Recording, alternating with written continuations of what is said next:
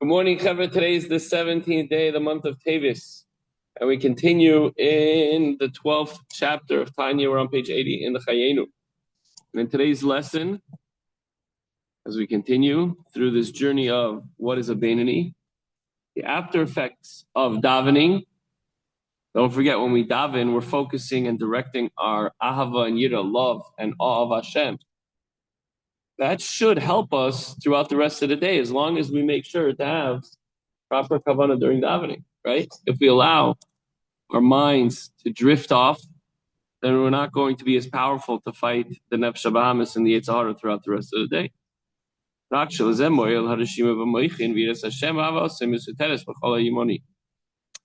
impression that's left in the mind after you daven, as soon as you go from here to your car and begin the rest of the day,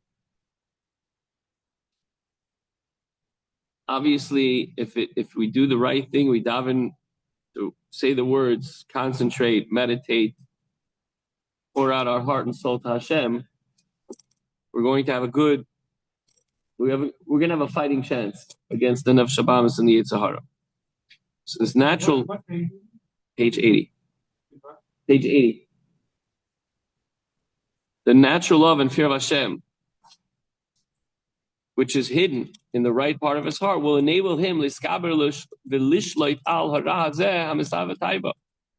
will help him prevail over the evil, the animal soul's cravings. He's going to have more power. He davened, he feels like energized spiritually and emotionally and even physically. And now we have the dominant position. Whereas if we just mumble through the davening and we feel like the whole davening, the Shemona Esrei, like, I didn't know what I was talking, I didn't have and we're in a weakened state. So the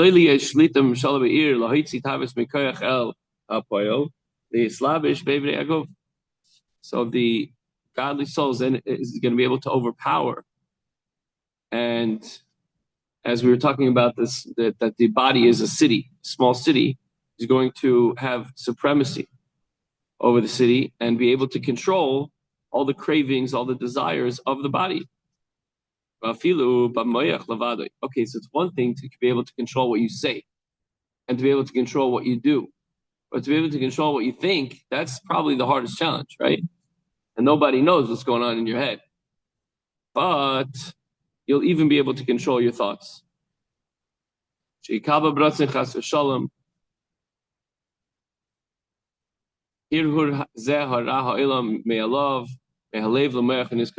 you say, you know what, I'm not eating that, it's not kosher, it's not for me, or I'm not hungry, or I'm full. This is extra stuff. Or even during the week, I need to have an extra, big fat steak during the week. No, I'll save that for Shabbos. I'm just gonna have some schnitzel and rice, right? But when it comes to the mind, that's much more difficult to control. I might want to say certain things to certain people. Oh boy, you know what I'm talking about, that. But I can control that. The mind is much more difficult to control. Evil thoughts are going to occur to you involuntarily because the evil in our heart craves evil. That's the nature of evil. However, the evil does not have the final say on what you will let your mind accept willingly. So it might come into your mind, but we have the power. Try it. Next time you're davening Shemona Esrei, and suddenly a thought comes into your mind, and you're like, oh, did I forget to turn the thing off? Like, no, I'm davening Shemona Esrei now. Got to concentrate on the words. I'm going to repeat that paragraph. I'm going to look at each word. I'm going to translate it. Right? You can't stop thinking about something, but you can replace the thoughts with something good. That's how we get rid of the bad. We replace it with something good. Or we constantly try to think of something good, not even allowing the evil thoughts to enter our mind. But this is not easy. This is going to be the hardest job of the day, guys. So, Ela miyad, aliyah l'sham, the minute a thought pops into your brain, immediately push it out with both hands and think of something else. Think of something positive. I like to, personally, everybody has their own, I like to think of the Hebrew letters, specifically Aleph. In my mind, it's like a cartoon. It's alive, it's animated. But everybody has to do their own thing. It's an animated aleph, and aleph, the Kabbalah explains that there's a yud above and a yud below, and the line in between, the kav, the line that connects them. The yud above is Hashem. Yud below is the yidden. And we're connected to Hashem when we daven, and when we learn, and when we're alive because we have the neshama. So we try to fill our brains with something positive, and if a pop-up occurs, we immediately think of something, and once it fills our brain, let's do a little exercise, guys. You ready? Who wants to do this exercise real quick? Think of a big boulder. It's the middle of Pleasant Valley Way, a big rock. Suddenly somebody put this big boulder there with a crane. It's blocking traffic. It's a big boulder. Okay, we got that image in our minds? Now think of a pink cloud. It's unusual, but it's very pink, beautiful cloud. Okay, as I described the cloud, you forgot about the rock for a moment. Right? Now that I'm mentioning them together, you're thinking about them together. Reuven, you like that one? So what you do is you think of something else, and as long as you're concentrating on that something else, whatever that might be, hopefully in the realm of holiness, then the other thing disappears. And then when you think about it for a moment, you're like, oh, okay, let me go somewhere else. Let me just take my mind somewhere else into the holier and holier levels, and that's why looking in at the words of davening is so important. So we see the letters, we can concentrate on that. Even the shapes of the letters have meaning. Where they're open, how they're shaped. Some things we know, some things we don't. From the Torah, there's always another deeper hidden meaning. But the more we look at it, and the more we discuss it, and the more we invest ourselves in it, then the evil's gone, has no chance. So that's how we avert our minds. You don't stop thinking about something, rather you bring something else, you introduce something positive. And then it's just like the light that pushes away the darkness. Okay? As soon as you realize that it's evil,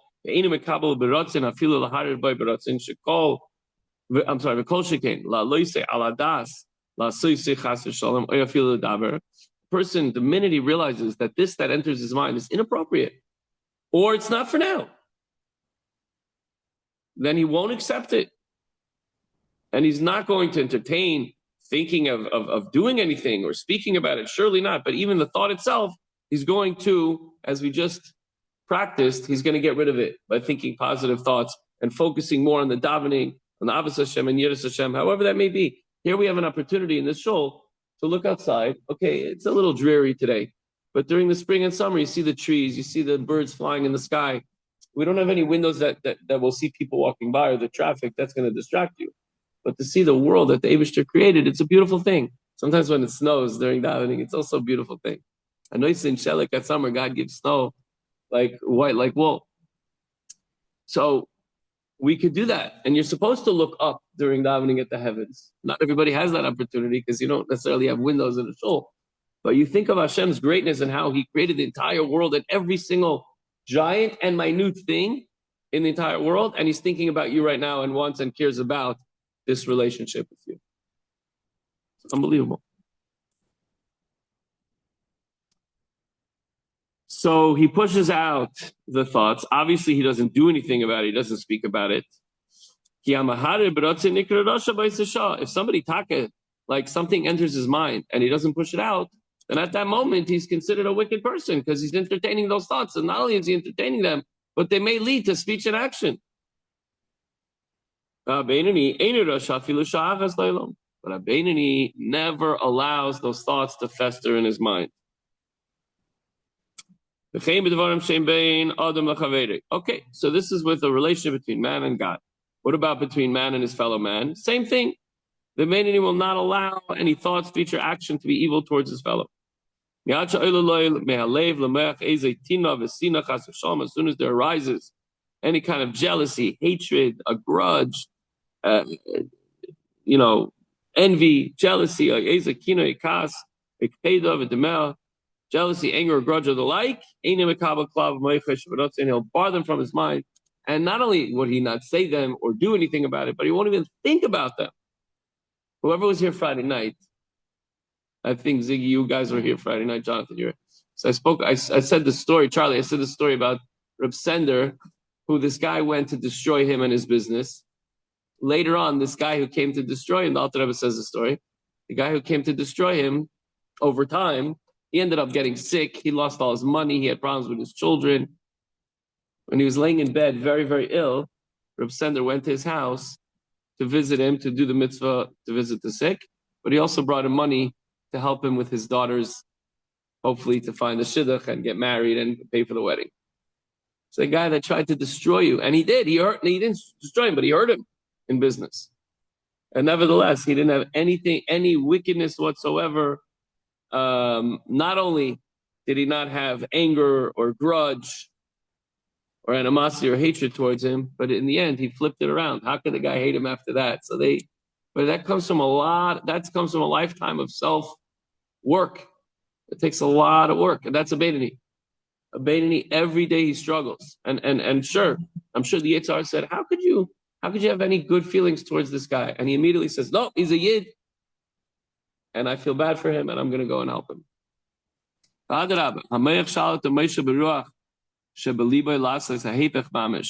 His mind, not only, this is what it's saying here, this is the story of the Alter Rebbe, not only will he not have anger and jealousy and cynicism, even if you will, but in fact, he'll do the opposite. He'll treat his friend with kindness, he'll display disproportionate love towards his fellow. Where do you think Reb Sender got this idea? To go and visit his, if you want to call it his friend, a fellow Jew in town who was trying to undermine him, hurt him, destroy him. Where do you get the idea? The Alter Rebbe he was in the Alter Rebbe's times. So this is what the Alter Rebbe taught. He took it to heart, he ran with it, and he applied it.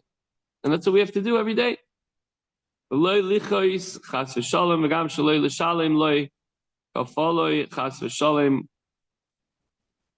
Not only did he give his friend love, but he wasn't provoked into any anger. He didn't do any revenge. I wonder if the Alter Rebbe was thinking about Reb Sender as he says these words. I don't know, but the Alter Rebbe shared this story, so it's possible. Ela adraba ligmel lechayavim Teves k'meshe kasu b'zayar lilmaid miyosef im echov. On the contrary, instead of being aggressive or taking revenge against somebody who hurt you, instead the revenge was giving them favor, doing them favors, being kind to them. Kill him with kindness. Chas v'shalom. I don't say kill him, but there was once a guy who came to shul here, actually in the old building, and he was very obnoxious, and it was difficult. It was difficult in the beginning, and someone came over to me and says, Rabbi, do you want me to ask him to leave? He's being rude, he's being loud, he's being obnoxious. And I said, no. He says, what should we do? I said, let's kill him with kindness. Let's be nice to him. He's not going to be able to handle that. He wants to argue with everybody. The next day he came in, hey, good morning, how are you? After a while, he stopped coming. Slowly, he started coming back.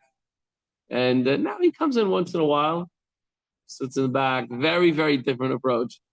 I don't know if we changed him or he just realized he wasn't getting anywhere with us because we decided. But we discussed it amongst a few guys. We saw what was going on. And it would have been easy to just say, please don't come back. You're ruining the mood. And that's it. But instead, we were able to, and I think it probably came from the Tanya. I'm sure it did.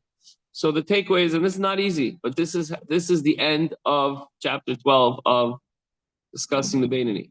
Probably the hardest part. We talk about Hashem and our thoughts and our words and our actions directed towards Hashem. Okay, that's between us and God.